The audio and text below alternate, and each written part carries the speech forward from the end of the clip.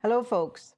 I'm very grateful that you're checking in with us today on this last episode of our Thank You Tour series for the year 2023. And this is our fourth year, the end of our fourth year of On the Call. Ozzie Stewart here, as you know, and very grateful. Now, this episode is brought to you by Movo Photo, which is an innovative LA-based brand which designs and distributes a wide variety of affordably priced professional video and audio equipment. Their mission is to uplift creators from podcasters to musicians and filmmakers.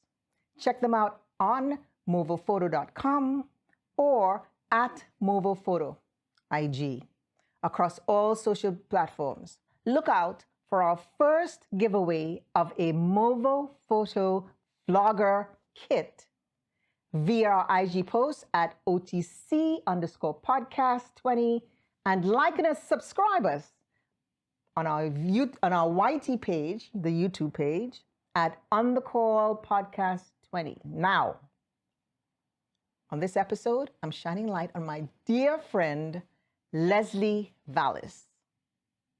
So, Leslie Stephen Valles was named after the actor Leslie Nielsen, who was back in the day was known for his Western movies, for those who don't know. Leslie is a passionate and talented individual whose life has been a colorful canvas of creativity and self-expression as a hairdresser and then makeup artist. Born in Carroll Gardens, Bklyn, with 7 siblings, all told 4 girls, 3 boys altogether, Leslie quickly discovered his love for the transformative power of hairstyling. After completing cosmetology school, he began his career at Regis salon at the Fulton Mall in Bklyn, and from there moved to others in Manhattan, working in the East Village at Bang Bang Salon and Creations by Zoya for approximately 38 years. This all stemmed from the early days of experimenting with his sister's girlfriend's Saturday night dancing experiences, all coming from his innate talent. Leslie embraced his identity proudly and beautifully with unwavering confidence, finding strength in the supportive community that surrounded him. His mantra has always been, be respectful and moral while being who you are. Though he considers himself an introvert, he has been fearless in self-discovery. Leslie embarked on a career that would become his life's passion. His artistic flair and attention to detail quickly garnered attention in the competitive world of beauty and fashion. His work became a testament to his ability to accentuate and celebrate the unique beauty in everyone. While having Phyllis Hyman playing in the background, always at home, Leslie is content with his life in the salon and home. He once said to me that he would like to see a tee that says, I am single and I want it this way, but not afraid to mingle. He's funny, quick-witted, quick-thinking, infectious, warm, generally loves his craft, earning a loyal clientele respected within the beauty industry. His journey serves as a testament to the transformative power of self-expression and the enduring impact of embracing one's true identity. Leslie Stephen Valles. So Leslie, yes. How did you discover your passion for makeup and hairstyling, and what motivated you to pursue it as a career? I feel that for me, in a sum up of it all, is I followed my heart, period. From beginning, like, as far as not necessarily being an academically inclined person, I just followed my heart with what I could do and what I would be happy doing. Right. And that led me to this at this point. Anything that I can get my hands on that involved this concept, I did it. Can you share a memorable experience from your early days in the industry that had a significant impact on your approach to makeup and hair? Well, if I have to be honest, could it be an artist, a particular artist? Whatever it was that impacted you. I basically gave myself a green light of acceptance when I acknowledged Boy George. Wow. I remember those days. Remember? I went and got the felt hat in Fulton, the compilation of dreads that they sold as ponytails. Yeah. When I put 4 of them in a felt hat and tied ribbons all on the ends of the dreads and cut them in different lengths. And I would wear a bandana around my head Right. and pull my eyes up so I can look like Boy George. So he had that much impact? Yes. His whole shtick was like, it opened the door for me to like Be who you be. are. Okay. Because it was like, if he could do it, I could do it. Gotcha.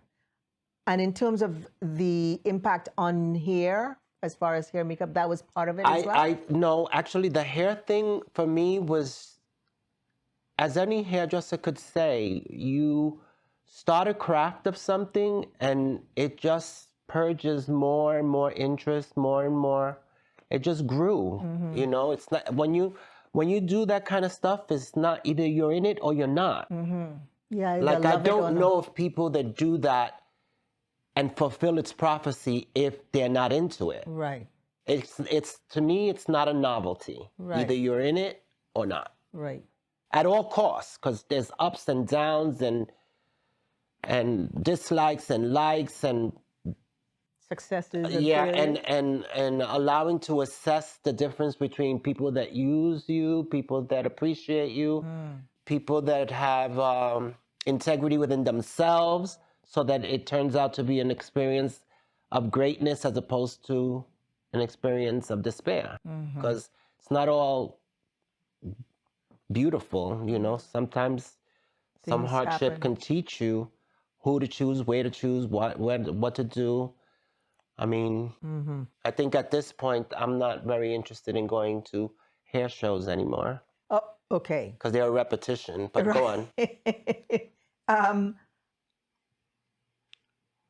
Are there specific artists or influences outside of Boy George, that who have inspired your artistic style in your approach to hair and makeup? Because Boy George was one thing, right? Yeah. In the hair business, I have to be honest and say that I have an ongoing Rolodex of inspirational people, new people today, and for the most part, my bosses. I really got close to all of them in that sense that we collaborated, we shared, we sponsored, we supported each other through the whole journey. So it's basically whoever you were dealing with is where you used the ability to learn from. It wasn't like go out to particular places and reasons and things. That's where I think innateness comes. Like when you take opportunity and make most of it, as opposed to designating learning lessons with people that have the title of being whomever. It's not the same. When you go into something and venture into something with someone and they got stuff to offer, the collaboration is where magic really comes from. I agree. And that's with anything that you do. And with anything that you do. But in my case, this is how it did for me. Like, let's say all of the hair school teachers, you know, they were influential to me because they were true to themselves. To teach, you have to be true to yourself because it's just not easy to teach. You know, you have to get attention of audience. You have to be concerned with particular. It's something on a very creative side you have to have, which I believe it's either you're innately able to do it or not. So can you describe a particularly challenging project or client request that you've encountered in your career and how you navigated around it? My nature tends to want to please, but if it gets mixed in personal images that are not realistic, I get caught in crossfires with clients. You know, like, for lack of a better words, they come and bring you a picture of a celebrity and say, can you do this? And you're like, I'm a hairdresser, not a plastic surgeon. But I try my best to please. And I've learned in my path to embrace and adore what I'm strong at doing. I don't try to do everything and anything. If I'm not going to execute it properly, I'd rather not do it. Have you had an opportunity to work on high-profile events or a celebrity fashion shows, that kind of thing? And if I so, guess what? dating myself, I am old enough to have experienced the disco era. And in certain situations, I've been able to do singers at the time. I think in Limelight, it was Gloria Gaynor. Just a fill-in opportunity. Someone didn't show, I was there, and that's how it happens for me. It's nothing ever designated. It's at the right place at the right time. Okay. What advice would you give to someone who is just starting their career in this field based on your journey and lessons learned? My particular advice is for most to try to be aware of their ego. Because ego, in a better sense of word, is easing God out. Whoa. Yeah. Okay. So therefore, when you do that, I know there's a lot of atheist people, and I understand, but I believe in him. And he's helped me along plenty. And once you do that, you're more perceptive to receive than to give. Because all of us get overzealous about wanting to share what we know. But it's better to be silent and listen, because it gets easier for you if you do that. Listen up, folks. In your opinion, what role does makeup and hairstyle play in promoting self-confidence and self-expression for the individuals? In my eyes, that whole perspective has been a very confusing mantra in my life, because people assumed that I loved it enough and did it to myself enough because I was trying to hide something. In my life's path, when I was younger, the no makeup and the selling of the young man was pretty famous and a little bit loose cannon, for lack of a better words. But makeup has turned out to be a protector for me, because society assumes and judges book by cover. And because you're just expressing, you're just purging mental ideas of the concept, but people like to put it in a box that you're doing it for this reason. I just recently saw something pretty fabulous that Adam put up, and he said, I'm not, Adam Lambert, I'm not putting makeup on because I need it. It's because I like it. And it's no gender expression. It's just the love of the product, the art. So now, can you share a personal favorite makeup or hair look that you created and the inspiration behind it?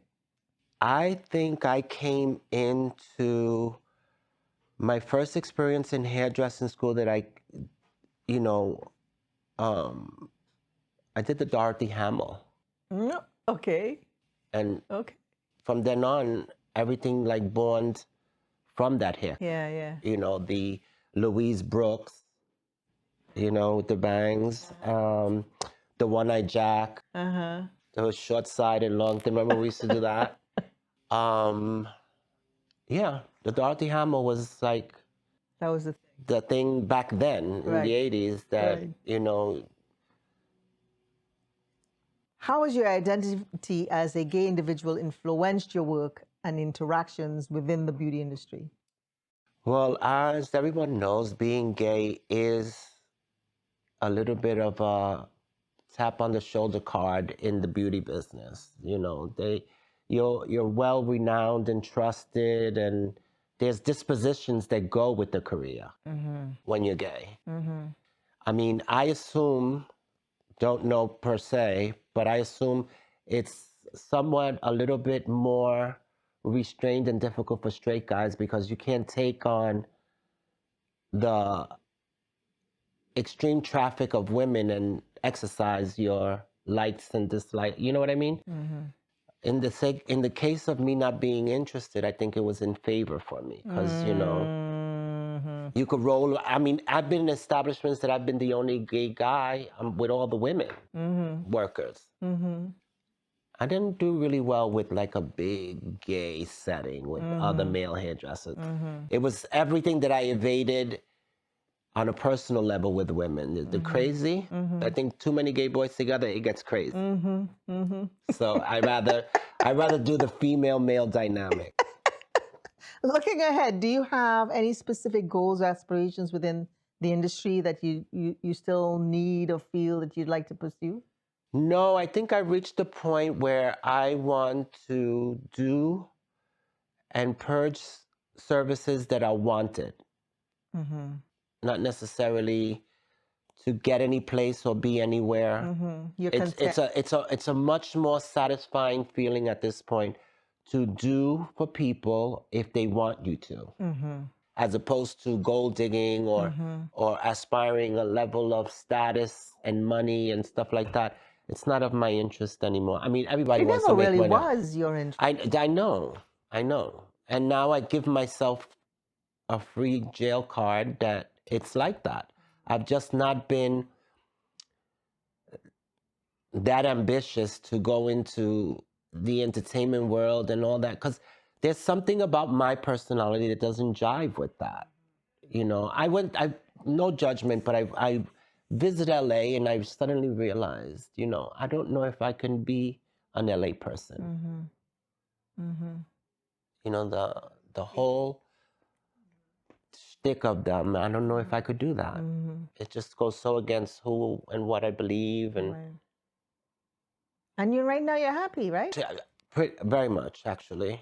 I mean, and they say New York is even faster than it is in LA, and here you found your peace. Yes, here it was a peace because from moving from Manhattan and burning candles on both ends because it never sleeps. Here I just go to work, come home, watch Netflix. With Phyllis Hyman. With Phyllis Hyman and my dog Sam. Yeah. I don't know where he's hiding somewhere. So Leslie, what concerns you about the world today? What concerns me about the world is the lack of human compassion with people. I've always been a fan of adoring old people because I come from a very elderly parent. So I always psychologically felt if you hold dear to old people, you're doing the right thing by your mother's influence, you know, because she was an older person when she had me. She had me when she was already 42. So, but to her defense, it was pretty admirable because she was very accepting, very schooled already, 6 kids later. You know, I was able to, in my individuality, raise myself with no prejudice of who and what I was. And I think that's one of the reasons why things worked out so good for me. I mean, So when you look at the world with reference to where we are and where you were... I think you should dig in from your loving upbringing, and you want more like that to be the world, and it's not. It's people... Ever since this pandemic, I think something happened where it gave people an excuse not to be compassionate. And I'm not much for politics, but I also find that there's such a delusion in politics that I don't think our votes really matter. I mean, they matter, but do they make a difference? No. You're always in a crossfire of something politically happening that's not to your advantage. What gives you hope then? My colorfulness is what I hang on to. Every day, put on that armor of fashion, makeup, hair, concept, and stay positive. I'm a very positive person anyway. Yeah. No pun intended. Or what is your biggest regret? One. My biggest regret... kind of don't have regrets because I always talk myself into, as I shared with you earlier, mistakes are life lessons, not a life sentence. Mm-hmm. So I don't like to say I regret anything. Everything's been an experience. If you had to go back in time, where would that be and why?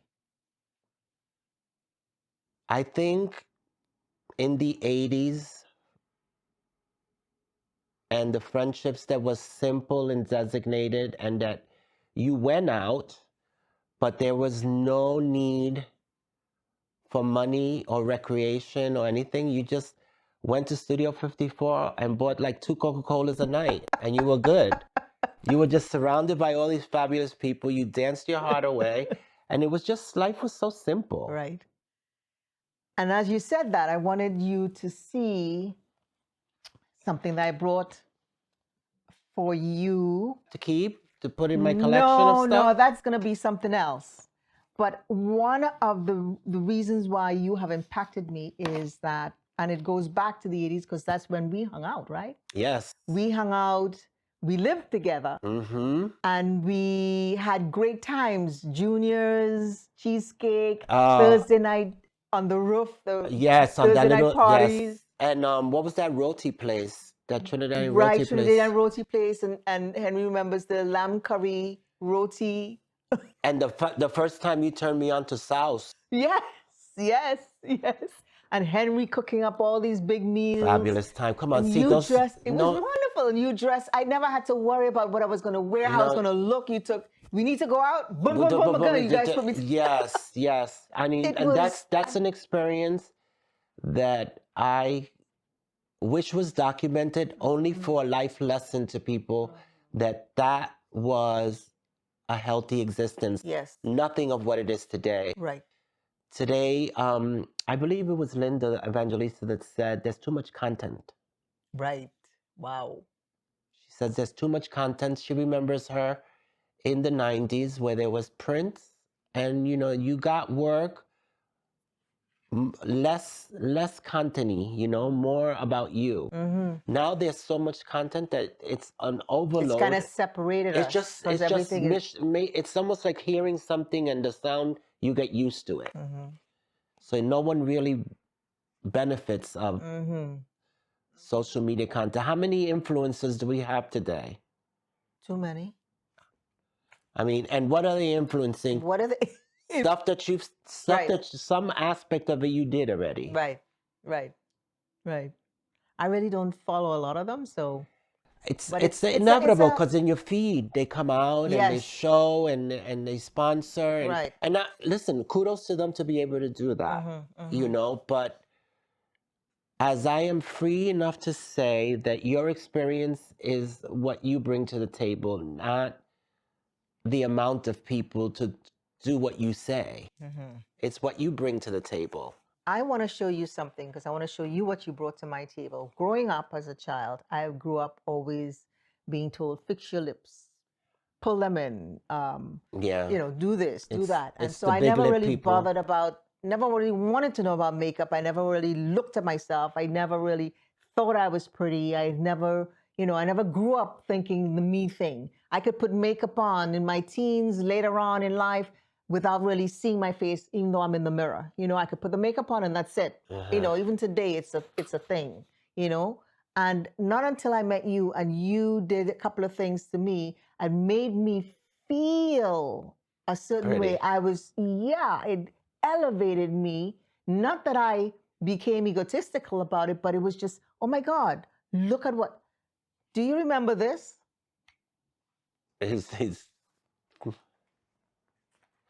Oh, wow, Azula, you still have this. Show it to the camera so he could see what he did. This was in the 80s. Yeah.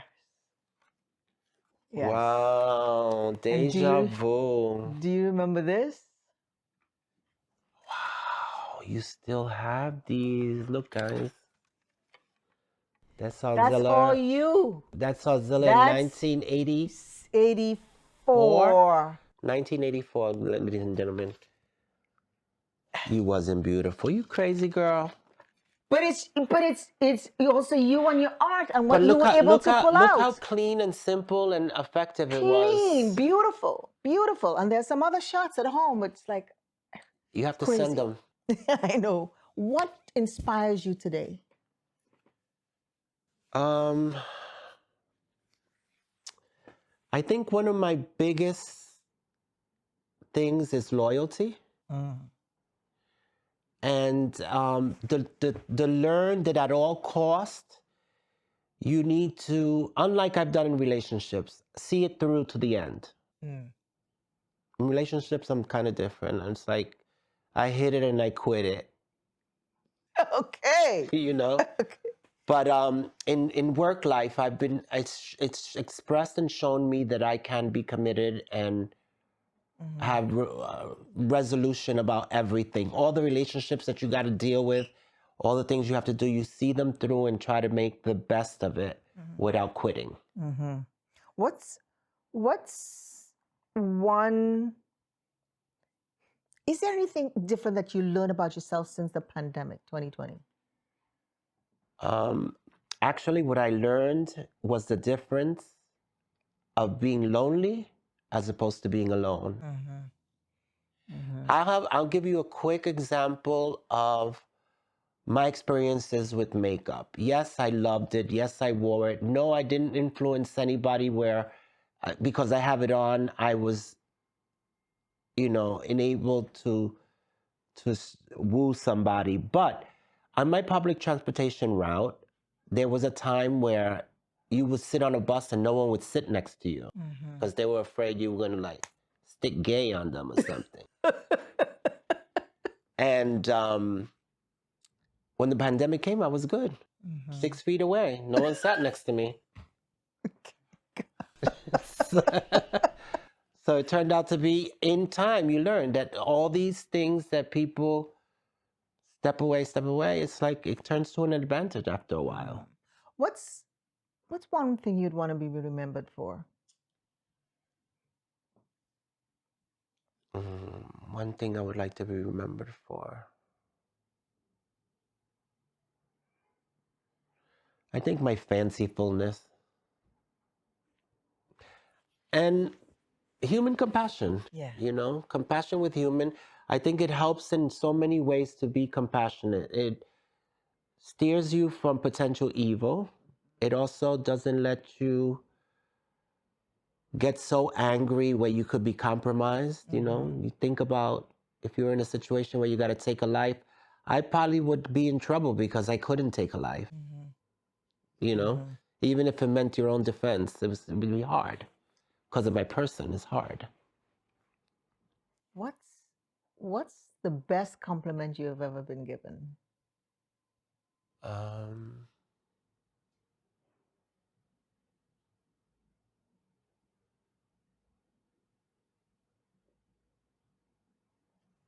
Can't even think of one. Could you imagine?